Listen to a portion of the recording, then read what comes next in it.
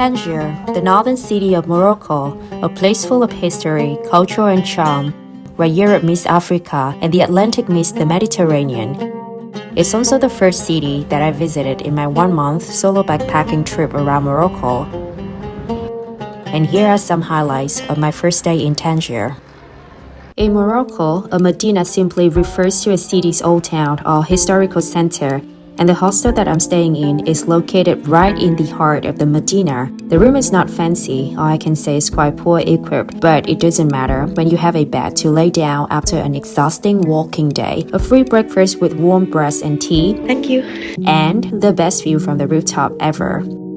Everything is just mind-blowing for me. It is what I didn't expect. From here, I could get the whole view of the old Medina. Houses, walls, roofs, most of the details are all in white. That's why Tangier is also called the White City.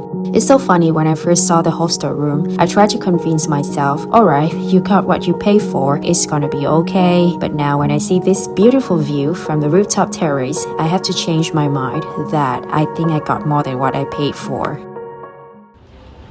After breakfast, I need to head out and get myself ready with a SIM card and money exchange so that I could be more confident strolling around the town later. How many kinds of SIM cards do you have? SIM cards. Only this one? Did you have the Marlboro? Telecom.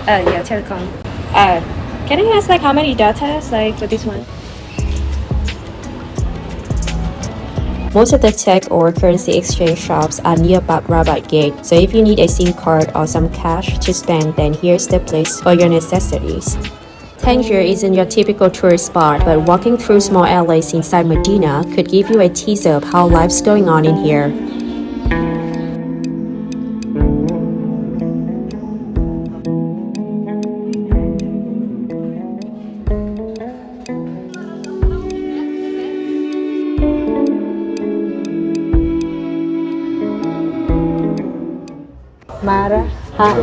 Marahama. Marhaba. Marhaba. Welcome. Welcome. Welcome. Yes, I got it. Yes. Marhaba. Marhaba. Welcome.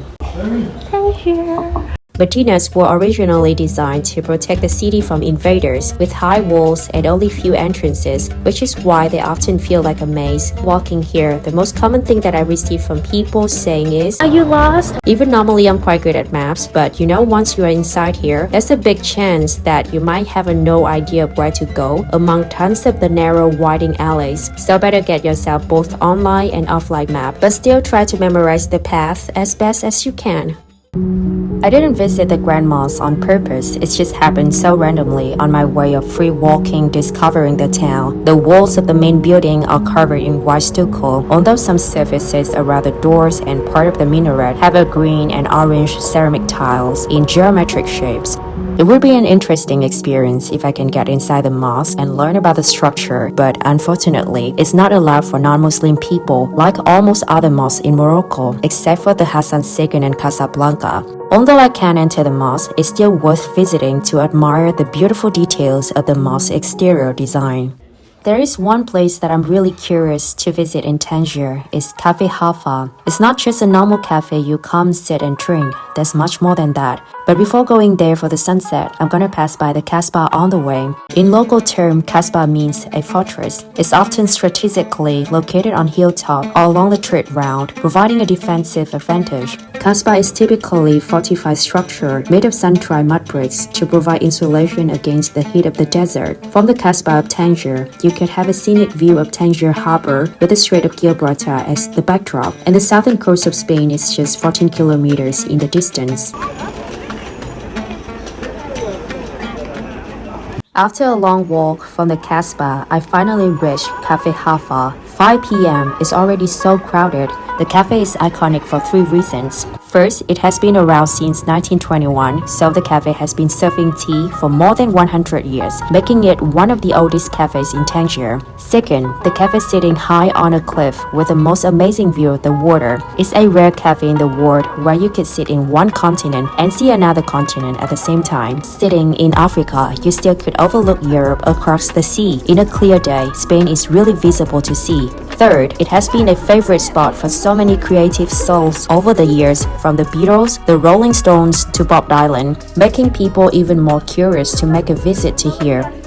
The place is not luxurious, actually far from it. Apart from a simple inner space with tiled tables and so Asian-looking plastic chairs, they serve tea. Thank you so much. Do I need to pay now or later? Yes. How much is it? It's 12. It's traditional Moroccan mint tea that they put way too much of sugar in it, but surprisingly, it leaves a long-lasting aftertaste in the mouth, and I actually like it. If you come around the sunset time, you might be struggling to find a seat because the cafe would be full of people. But I was lucky enough to get a chair for myself, of course without a table. You know, having a chair this time of the day is already a big privilege, and I enjoy so much the feeling of being like a local sitting here sipping mint tea and watching the sky changing the colors. I came back the Medina in the evening when the sky already went dark. It's time to get dinner, but hang on, I saw something. There's a big crowd of people standing in the corner of the street nearby the Green Mosque. The old man selling something looking like a pizza, but it's actually not pizza. Excuse me? What is the name of the food? Did you know the name? Yeah, what is the name of the food? Oh, no, I mean the name. It's kalinti, a popular street food in the northern Morocco, kind of flan made of chippy flour. It's pretty cheap, just 1 dirham for a slice. It tastes interesting with a smooth, silky texture of a chickpea flan, and thing I like more is the experience of eating it among other locals in the street. I'm eating the kalinte, the traditional food from Morocco, in front of a mosque. It tastes like a yellow bean. It just tastes fine.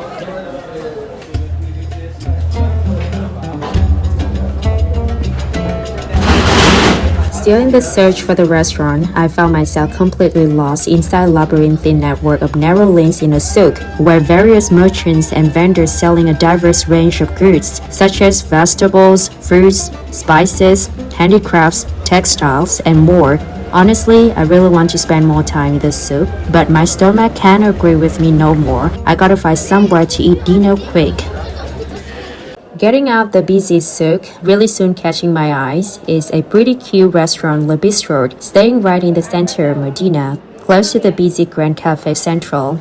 From upstairs, you can have a good view down to the street and watch people walking by or men gathering drinking tea in the cafes. I think it's a fun way of both enjoying the meal and still slowly immersing yourself into the local cultural vibe. Okay, can I see both? English is French, you? Okay, English one. Yeah. English. English. Do you have an English? Can I see this one too? Yeah. Tonight I decided to treat myself well with a chicken couscous, the traditional Moroccan dish. Of course, you are in Morocco, it's a top list food that you must try here. It is made with steamed semolina grains, served with tender chicken, seasonal vegetables, and a rich blend of Moroccan spices. It's a comforting and nourishing meal that balances savory, sweet, and aromatic flavors. I love it. I think Moroccan people love staying up late. It's already midnight and there are still quite a lot of people hanging out in the street of Old Medina and the main square nearby the harbor. I've just got back my hostel room and surprisingly met a new friend, or my new roommate from France. Hey. Before shower. Do you want to say something? No. She just finished her trip in Morocco, and yes, we've been like talking like so much, and we sharing so many like similar things, and it's just like so cool. Do you want to say something? Yes, that that should have a wonderful experience in Africa and in Morocco, and don't be afraid because it's not a dangerous country. Just to be strong, as you said. Where did you go in Morocco? Morocco, I did like a circle with all the imperial cities. So Marrakesh, Meknes, Fez, and I just arrived from Chefchaouen, a really beautiful place. Where is your favorite place in Morocco? Wow, maybe Moulay Idriss next to Meknes. Yeah? Yes, it was amazing. Idriss is the name of the guy. Actually, I don't know about that place. It's near Magnus. Exactly, and you know there is a place called Volubilis. I know that place. Okay. Okay, if you want to go to Volubilis, you have to pass. Okay. So see. Exactly. Okay. Because I know that Magnus is like the last place for the Roman. Yeah. Exactly. Empire, yes. Like the first place, I think, like of Roman Exactly, you're Empire. right. That's why, like, I would like to go there because I'm interested in like Roman Empire too. You'll like it. Yeah. You'll like it. It's really good. Yes. Okay, I see. So your favorite place is Moulay Paris and Chefchaouen. and Chef Chef- Sharon. Chef- I'm gonna go to Chef Sharon tomorrow, and I'm gonna show you like how I feel about the town.